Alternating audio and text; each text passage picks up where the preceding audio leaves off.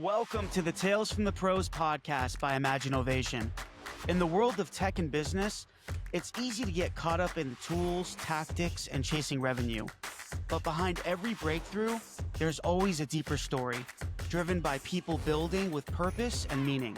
This show is for the founders, business leaders, innovators, and entrepreneurs doing the hard work, navigating challenges, leading through change, and building things that matter. We're here to bridge the gap between technology and people through honest, raw storytelling in the world of innovation and without all the BS. Tales from the Pros. Real conversations, real growth. Hey everyone, welcome back to Tales from the Pros. I'm your host, Michael Georgiou, joined by my co-host, Eric Lawrence. Today, we're going to talk about something that we've been really helping a lot of businesses navigate lately, actually the past several years, which is automation. Not in the buzzword or AI powered or plug this and that and make profit kind of way, but kind of in the real practical sense. How do you know when it's time to automate the processes and systems in your business? What does smart automation look like? What does software automation look like? And what mistakes should you avoid so you don't end up wasting time, resources, or budget? We're going to share some patterns and experiences we've seen firsthand, including real examples of companies that automated the right way through software and applications and some that didn't. So let's jump in today. Hey, everyone. Talk about this today. And Eric, man, how you doing today? Doing great. Yeah. Looking forward to talking about all things automation. Let's do it, man. Let's get kind of business geek mode here.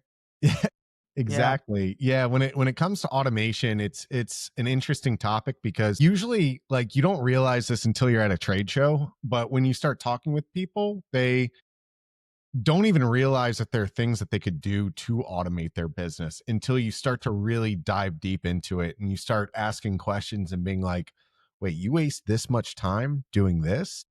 And they're like, well, I never really realized that there was an option to automate it. So I think Yeah. it's one part, there are people out there that probably realize it needs to be done, but then there are some people that have no idea that what could be automated can be. Yeah, man. Yeah.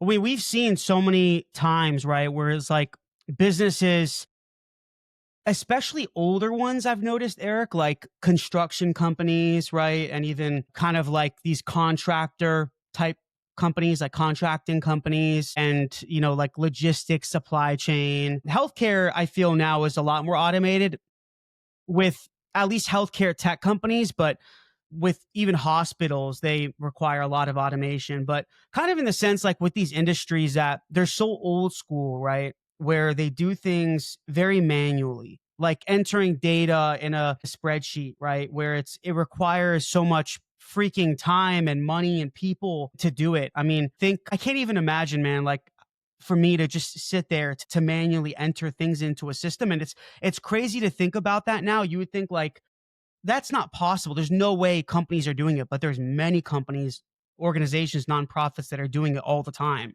And that's just one example, right? Where Yeah. there's just so many repetitiveness and kind of manual labor, manual tasks that are being done that really can just be completely transformed and digitized and automated, whether it's using a third party tool or system, or it's even a customized software solution that can really just improve their whole process and system.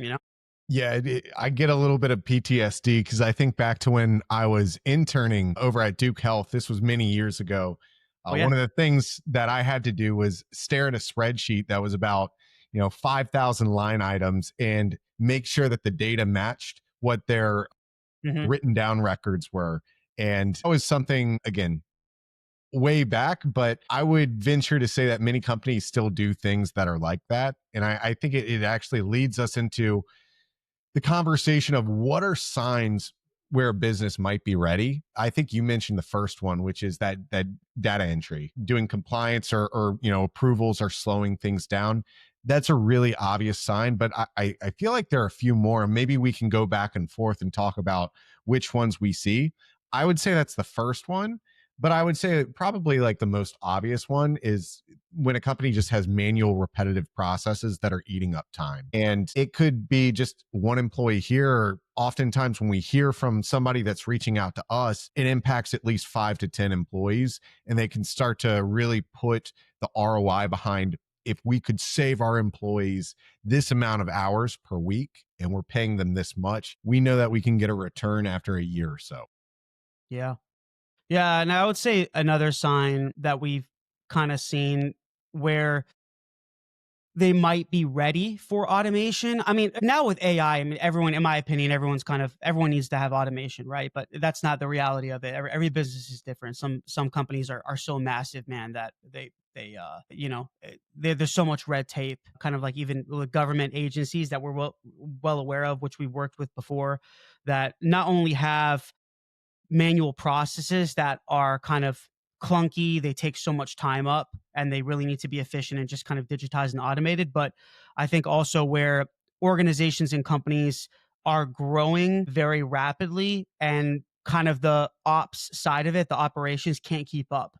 Right. And if the operations can't keep up, I'm not saying software automation or automation is going to completely just revitalize it and fix everything up. I'm not saying that, but I do think that's a part of the solution. When you're trying to scale and you're growing quickly, right? You need to make sure that you're not people, resources internally are not spending time on things that really is taking away their focus from actually growing the business instead of doing things that are just kind of time wasters. I'm Yeah, not you sure how bring else to you say bring it. up a good point. you It's know usually a sign when you can confidently say our marketing and sales are in a great place. Maybe our services and products are in a great place.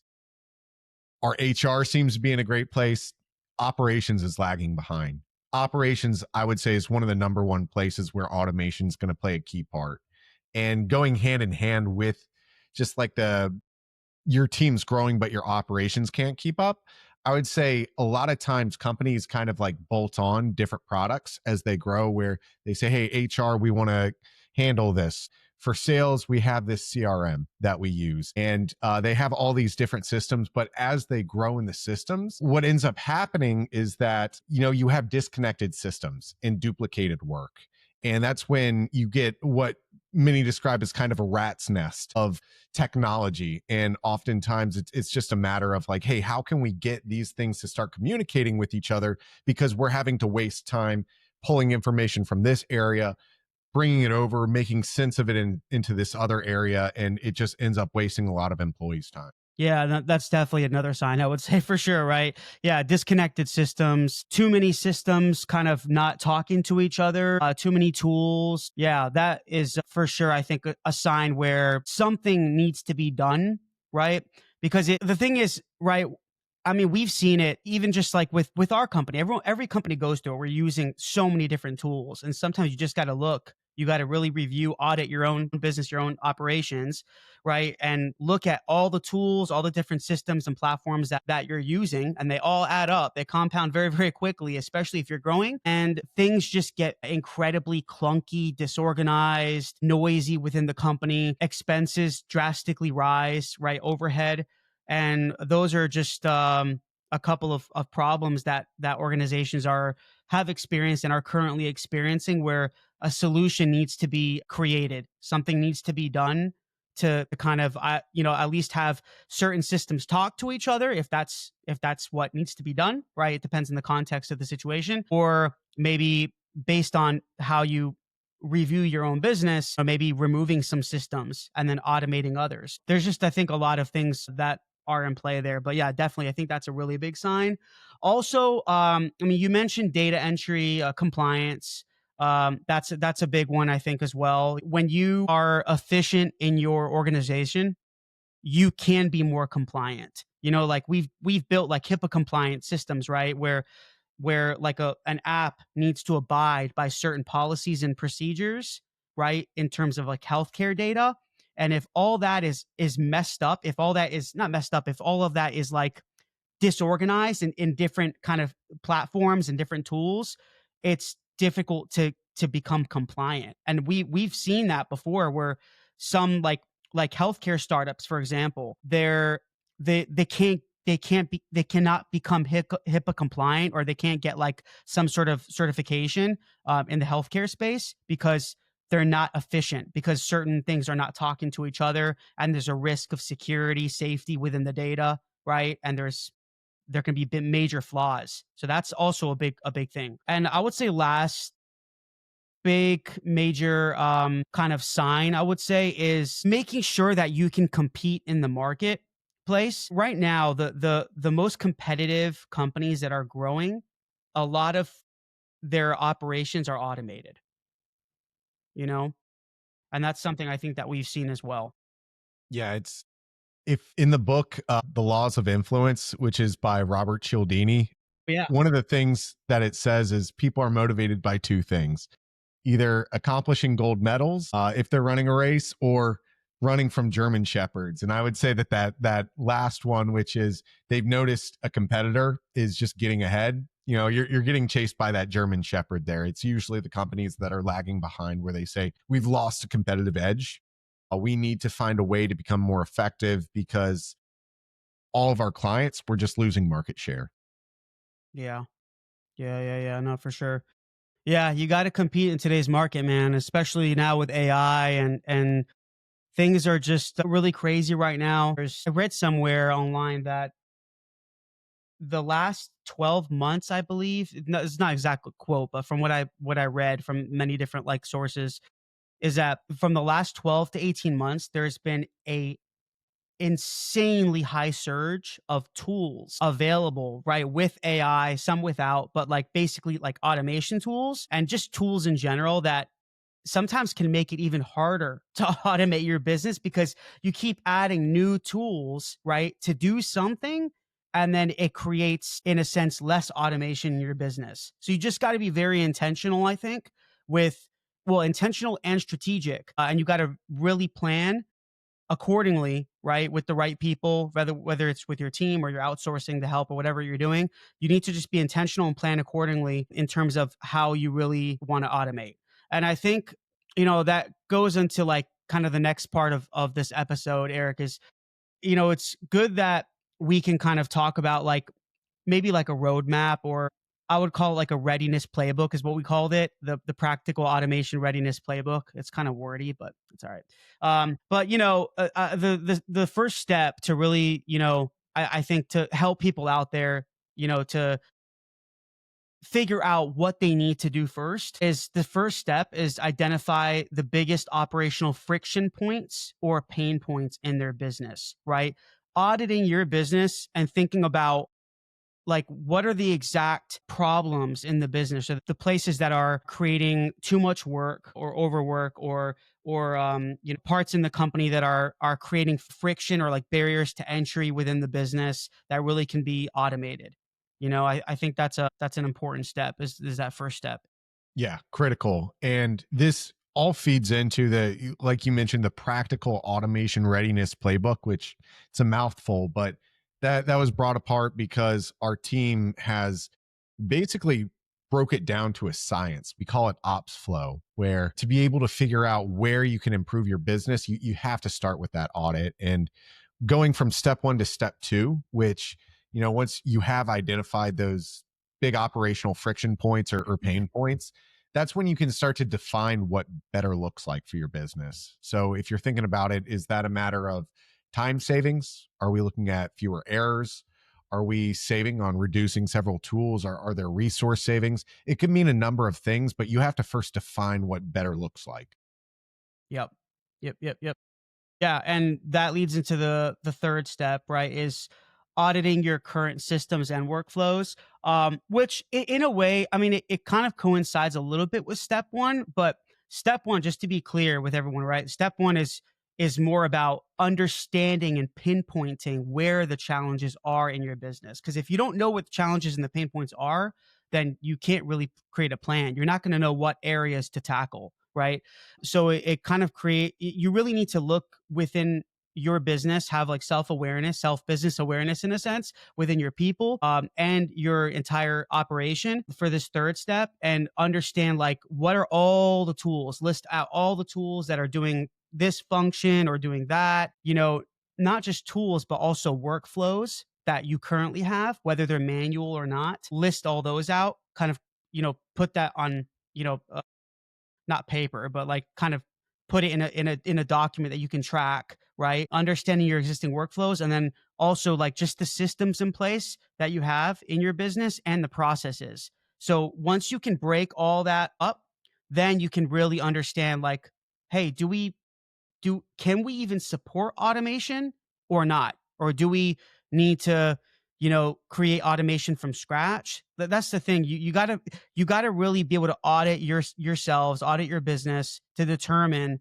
if and when and how you need automation within your business. Cause most likely you do. You just need to pinpoint in the right direction, the right place. Yeah, yeah, and you definitely need to get feedback from your team, and that kind of leads into the next step, which is Yes. Huge. step 4 would be to bring your team into the process and understand from them what do they actually need, because from somebody who's more at an executive level, they could be benefiting from automation very differently from somebody who's actually on the ground floor dealing with kind of the trench work, so to speak. So I think being able to loop everybody, whether it's bottom of the organization to the top, all the stakeholders that are involved in your processes and your systems, getting their feedback is going to be critical. Yeah. And I think it's important to not feel overwhelmed in a sense. I mean, it's going to happen when your business is, in a sense, disorganized or it's clunky or there's just so much going on. I mean, most businesses do, especially if you're growing. In fact, when you're growing and you're scaling your organization, for those that know out there, like, it's actually harder. It's really difficult because that's when you need to put your kind of business hat on, operations hat is a better word, and really kind of figure out what a plan looks like. And, a good stepping stone for that could be, you know, creating like a kind of like a small like pilot, a high valued pilot. I'll call it a project, or yeah, maybe or even a product, whether that's a tool that you're going to leverage or you're building something from scratch, like a custom piece of software, right? That's going to help to automate maybe a small piece of your business instead of everything, because that's going to be very expensive and it's going to take a long time to do. Some organizations need it, but some don't. So it's good to start small with that kind of pilot project. And then you can kind of determine what type of ROI you're expecting to receive from that automation project or that kind of piece of automation within your business.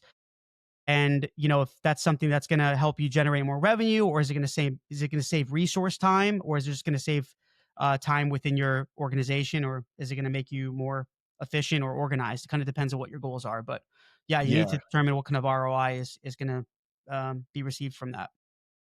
It's a lot like the 80-20 rule, right? Where maybe 20% of the work is going to yield 80% of the results. What are those high yield, low risk, low effort areas that you can start with first to pilot? Yeah, yeah, yeah. No, agreed.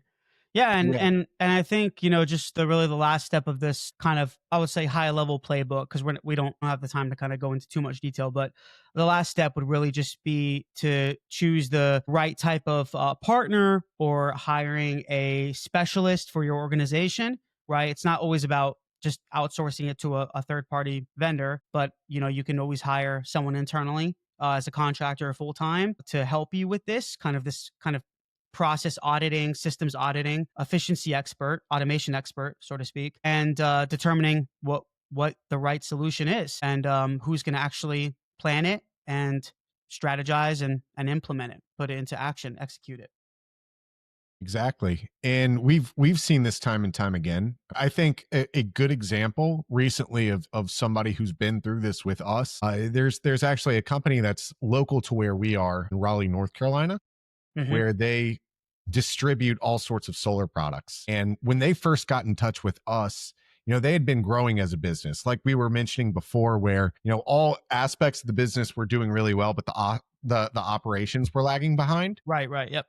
What they were essentially doing that was slowing them down, because everybody has different use cases. For them specifically, they had thousands of SKUs, thousands of products within their warehouse, and they were running all of their inventory management through spreadsheets. And while they had like run a bunch of macros to make it about as detailed and complex as possible, What Mhm. they were running into was that because it was spreadsheets and there were so many items and so many transactions and movements that were happening, the system would like crash and it would be incredibly slow. So what they needed that we ended up building for them was their own order management system where they could basically get all of that data, all of that information off of spreadsheets into their own platform that's based, that's cloud based, and have all of that integrate with their scanners that the workers and the warehouses are using.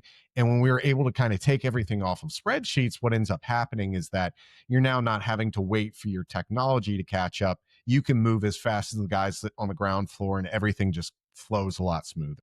Yeah. Yeah, no, that's a great example, man, and I know what client you're talking about, and yeah, I mean, they're if you look at kind of with their business, right? They're in, like you said, they're solar, but kind of logistics supply chain as well, pretty much.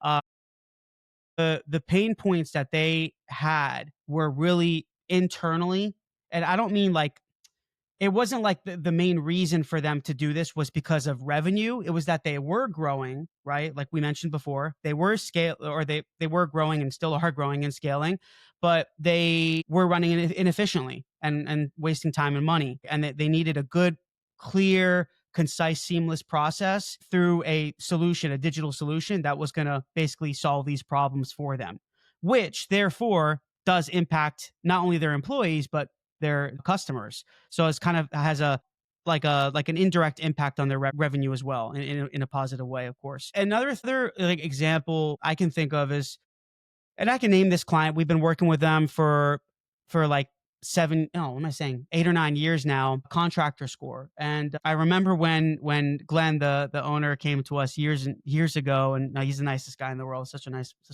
he was basically had the same issue where he was trying to give like these quotes to contractors, subcontractors through his business. But in order to do that, he had like, I think it was like hundreds of mathematical algorithms that him and his team built through spreadsheets, kind of the same thing, right? And it was just very tedious. It was difficult to just update because there was so much going on and it was just hard to scale and grow. So he made the right decision by really just automating and digitizing it, which we helped him with that for the last 8 or so years. Basically, he's relying on this to generate revenue for his entire business. So it's kind of like companies will do automation, whether it's for an internal need or an external need, which everything is connected, right? As we know, but it's kind of like that internal versus external, which is pretty cool. It's like what impact are you trying to actually get and how do you get it? In order for you to determine how you get it, you got to look at the what, you got to look at the why, right? So it's all those things are very critical pieces. Absolutely. And I think that segues into our next section, well, which is, what are some of the most common roadblocks that people face when it comes to this, and how do you beat them? The most common being, we don't have the budget. I feel Yeah. like we hear that very, very often, Yeah. which I think when you're handling that, there's a lot of ways to handle it, right? At the end of the day, there needs to be the ROI that you can prove to say, if we were to do this, this is the sort of impact it would make by freeing up our time, our resources, and we could see it potentially paying for itself and then some by this particular date. But I think going even a little bit further into something actionable, like try a phased pilot automation approach and just test what that potential ROI with the time and resource savings and possible new revenue, what that could be. So you don't have to build everything all at once. We had mentioned this before in the 80/20 rule. You can pilot things out and you can start on those big impact areas first, Mhm. especially if you're kind of hearing that internally of just the we don't have the budget. Yeah. Yeah. Yeah. I mean, that's definitely a big one, right? Yeah, I mean, it's a tricky thing because it's sometimes it's like when you don't have something built yet, like when you don't have automation in your business, it's difficult for these like older stakeholders. Let's just say, when I think everyone knows what I'm talking about. Like when you're dealing with like kind of stakeholders or executives that are more used to these kind of old processes, manual processes, it's difficult for them to understand what ROI could look like when you automate something, you know? But I think we all know that you really need to automate a lot of your business, because who wants to sit there to do data entry, for example, or I mean, it's just it's the best way to go. Yeah, I mean, another roadblock that we kind of touched on earlier was that, their organizations can kind of pinpoint if their processes are cluttered, or if they're kind of disorganized, or if there's like systems that are too many systems that are not talking to each other.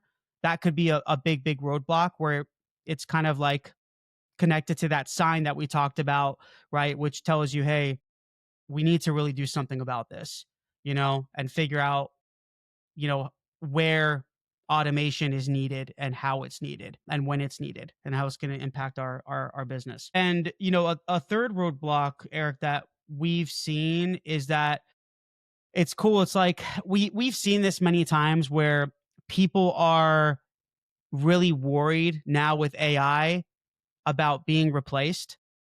So it's like, don't let that fear, right? Or that stress potentially kind of get in the way of you not doing anything about it. You can't let that fear hold you back from improving your business and making it more efficient. Yeah. And when it comes to I do want to say for a lot of the people out there that are scared about like the impact that AI is going to have on their own job, like that's very real. I'm here to validate that. AI, who knows where it's going to take us in the next 5 years or so. But I yeah. do get the sense that a lot of jobs will be replaced by it, but I think that there's this misconception that AI and automation are the same thing, where there's a little bit of a crossover, but they're different enough where automation really is more about anything that you're wasting your time doing that's very menial, that just takes up time. It's like busy work. That's what the automation is essentially replacing, so that you in your own role can focus on more of the high impact areas that require a lot of human thought, that really require kind of the human touch. Yeah, no, for sure. Yeah, AI is it's exciting, but it's scary. Yeah, I think we need to use it to our advantage.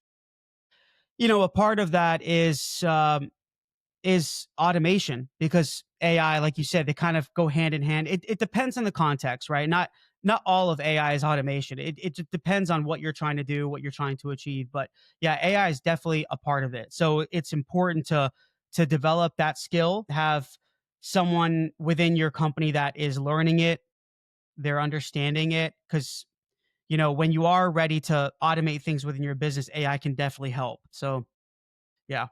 Yeah. And what I would say, just kind of the last common roadblock that we run into, it's just a matter of people say to us, we don't know where to start. And that goes back to the list that we provided first, which is just kind of understand what are the roadblocks that you're running into. And then that's kind of the point where, if you need to provide an audit to figure out where those kind of hurdles are within your operations and your organizations, that's where to start. I think when I hear somebody say we don't know where to start, to me that signals that there's probably, it's kind of like where there's smoke there's fire. That means that you're overwhelmed by all the things that aren't working for you. So it just is a matter of like, if you can't figure it out yourself, find an expert to sit down with and unpack it with you. Yeah, yeah, man. No, for sure. Yeah, you need to know really kind of like how to figure out where to start, right? I mean, the key is to start, Yeah. and that does block a lot of people. It's this kind of change. We're all sometimes afraid of change, but change is good. It can be very, very powerful, but it depends on the type of change. That's why you need to do your research, like you said, and plan accordingly, prepare and have the right people, whether it's internally or externally within your organization, to help you figure out what the problems are and kind of the automation solutions to fix them. We've seen it. It makes a massive, massive difference, especially in today's like very competitive, digital, crazy age. Yeah. Yeah. So it's kind of something that needs to be done.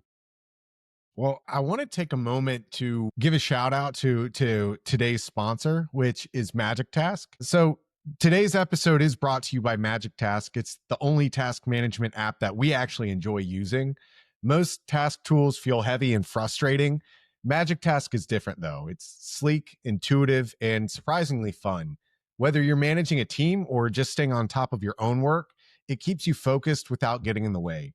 At Imagination, it's a daily part of how we run our projects.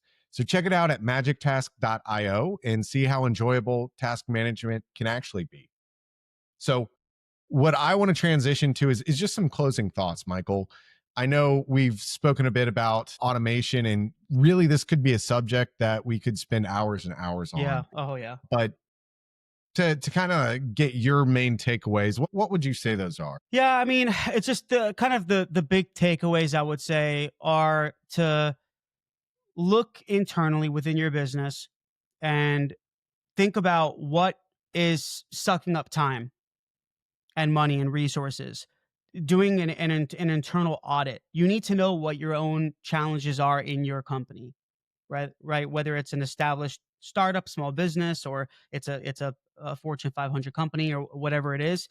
Every business has issues, operational issues, and people are doing things that are sucking up time, and they're doing them manually. And that's where automation, in my opinion, is a needs to really be entered into the kind of that workflow as a huge example, I would say. So is really, like I said before, kind of doing that self-awareness check within your business, the operational check and review, document it and figure out what needs to be fixed, and the how and the why and all those other things are going to come from that. So that's Well what I would said. say. Yeah. But everyone, thank you so much. Really appreciate it. This was a great episode. And like we said, we can talk for hours about automation and AI and kind of all these good things. But yeah, I really appreciate everyone listening. And yeah, until next time, Michael Georgiou, your host from Tales from the Pros, with my co host, Eric Lawrence. Until next time, thanks, everyone. Take care, everyone. Please subscribe to our YouTube page and also follow our social media. There are links somewhere around here. But we really appreciate it, guys. Thanks for all the support. And I'm going to be giving you awesome content continuously. And we look forward to seeing you soon.